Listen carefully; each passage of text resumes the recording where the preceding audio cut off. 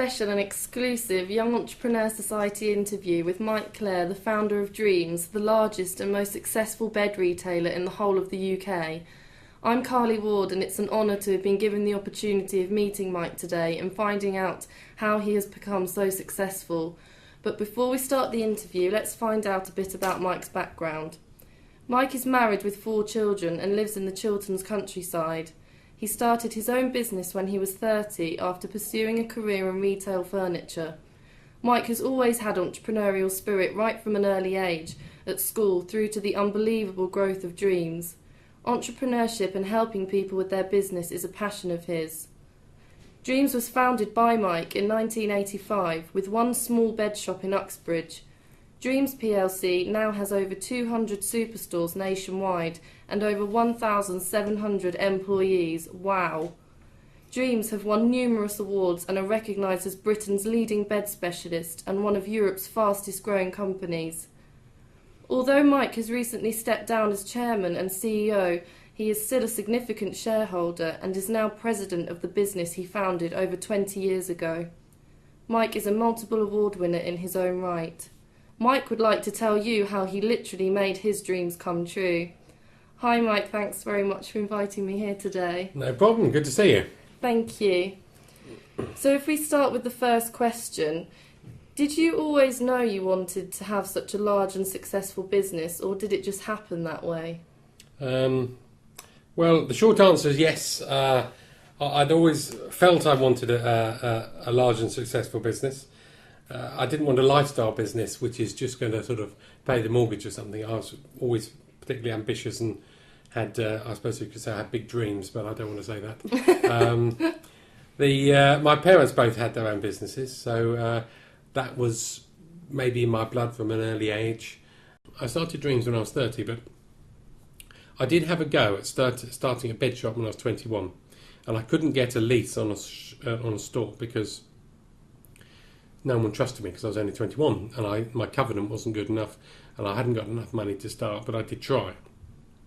Then I tried all these other funny little businesses, nothing to do with furniture, during my 20s, and then I sort of came back and started with the sofa bed shop when I was 30. But then, Dreams started to take off, and there we are. Throughout your childhood, were you taught to become entrepreneurial, or do you think it's something you were born with? Well, a lot of people talk about this. I think it's a bit of a mixture.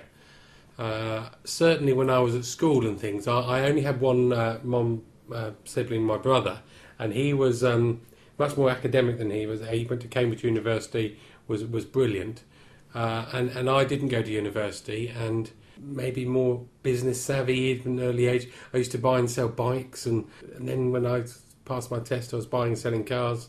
My brother wouldn't do that sort of thing. He was much more academic. So maybe there was a bit of that in me at an early age. But I think entrepreneurs are driven by not just money. A lot of people think they sort of just want to be rich and greedy or something. But people are spurred on by maybe being told that teacher might say that you're no good or nothing, you'll never make anything of yourself. Or, in my case, because my brother was so much better than me, he was 2 years older than me, and academically brilliant, and I wasn't. I was always trying to beat him and be better than him at something, and that sometimes sort of is a driving force within you, apart from just wanting to be successful and make loads of money. Okay, so when Dreams started to grow so rapidly, did you ever get scared or nervous and think to yourself, am I biting off more than I can chew here? Yeah, at lots of different stages. When we started with one store, I would be chief bottle washer, and I would be the salesman. I'd be the delivery driver in the evening. I'd do all the bookwork on a Sunday and at the weekends, and I'd be everything. And that was that level.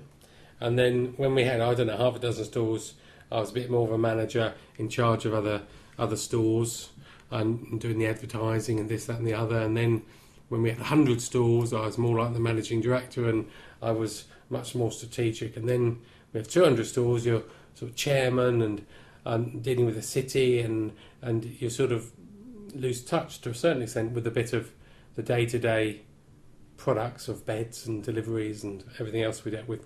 But you've got to have gone through that journey and really sort of fully understand it.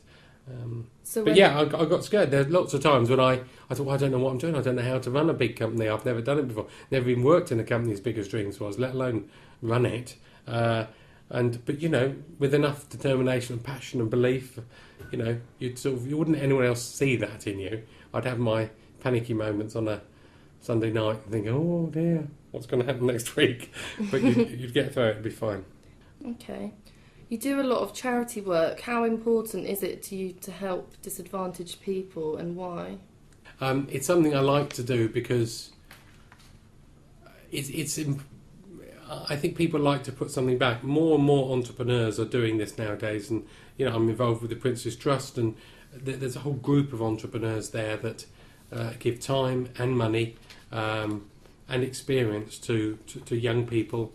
I sort of feel young people need more help. Possibly they've got their whole lives in front of them, and if they're disadvantaged in some way, in whatever, they could be dyslexic, or they could be bereaved, or they could be, just slightly dysfunctional in some way. But in the end, to give them that first step up on the ladder, and once they're out of the problem that they're in, they maybe can start to flourish. So helping young people is, I think it's really important, and showing them that we're happy to help them and talk to them, and we're normal people. We're not sort of highfalutin sort of Oxford, Cambridge graduate city people that are unapproachable. That we're normal. Sorry to ask this, but is your own bed from Dreams? It is. Yeah, it's a very special bed. It's a mixture of mattresses and bases from different suppliers, and the mattress is made by ourselves in one of Dreams' own factories. But it's 7 foot by 7 foot. It's a very large bed. But, people should have big beds nowadays, but I thought I did deserve a decent bed. Yeah, definitely. One of your passions is to help people starting out in the business world. How do you do this? Well, I speak at lots of schools and colleges and just young business groups and things like that. So try and share my experiences with them, but I also spend time one-to-one with them. I go and help Peter Jones's new thing, the National Enterprise Academy, so I get involved with that. But yeah, if we come across young people and they want to start their own business, particularly be entrepreneurs, then anything I can do to help them, I would try. Okay. When you started Dreams, did you ever have some really tough times, or did everything seem to move quite smoothly? No, we say that I bet you'd have to bleep this out, but shit happens. Things will go wrong, and we would have numerous. I can't think, but we'd have we'd have pressure from the bank and cash flow problems. We'd have checks that would bounce from customers. Our vans would be vandalised. The windows would be smashed sometimes. Competitors would superglue our log. What else happened? Computers would crash. Warehouse roof leaked. Things would go wrong that you had no control over. But that's, businesses don't go straight. And if you want to start a business and expect it to be smooth running, then you're kidding yourself. So most of my time was dealing with an issue or problem. It's either growth or problems. Did you have a mentor or a role model to look up to and ask for help and advice in the early days? Not really, no. My father died when I was 12, so he wasn't there. My brother wasn't very entrepreneurial, so that's family out of the way. There were people within the business that I respected and people I had worked for. I now sort of count them as friends, so I feel very privileged to sort of developed our business to be sort of on par with some of theirs. Do you think it's important for young people to have a mentor, or do you not think that it's necessary? Yeah, no, if they can, it's not absolutely necessary, because I didn't really have one, but I suppose, and I don't think everyone does, but it's certainly a big help. Just someone that they can talk to about it's like a bit like a psychiatrist.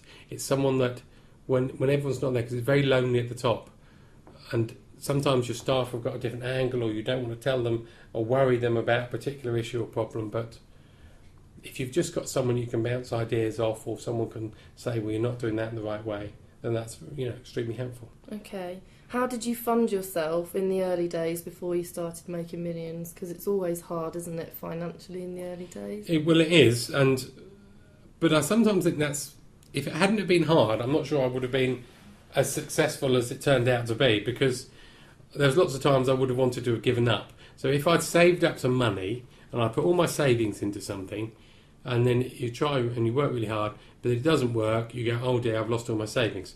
But I sold my car.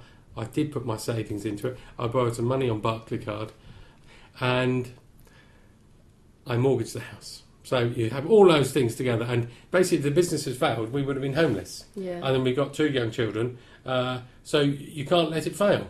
So it actually drives you to do some superhuman feats and work 7 days a week and drive yourself to the ground, because you know you've committed so much. And a lot of people say, oh, don't commit everything because it's very risky. And if it goes wrong, you've lost your house. So that would be good advice. But on the other hand, if I hadn't have committed everything, I don't think that I would have put that final extra bit of spurt and energy in that maybe made me successful. And I maybe have just given up if I just put my savings into it. So it was risk and self-belief, yeah, really. Well, it's a double-edged sword. It's It can be good if it's successful. It does drive you on. You have to be absolutely committed. What were the first things you had to do when you started your own business? Well, you have to do everything. The first store we took on was an old car parts store that sold gearboxes and engines and things, and it stank of oil, and it was just disgusting, and it didn't even have carpet, and I had to clean it, and I did it myself, and I decorated it, and and you had to do the books, and you had to do the advertising, and you've got to be a jack of all trades. What is the biggest piece of advice you could give a young person who knows they want to own and run their own business? Well, to decide exactly what they want to do and try and start a business that's what they like. So if they like, cars, then they will start a business to do with cars.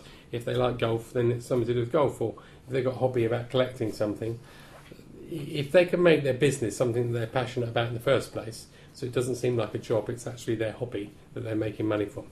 And to do research into the competition, so find out who else is doing something, find out a USP, something that makes you different to everyone else, so that you're not just a Me Too type company, and just do lots of research before you put your toe in the water. Try and work out what you want to do. But once you get to that and you've done your research and you work out what you want to do and what's going to make you different, then it's a matter of JFDI. You know what JFDI is?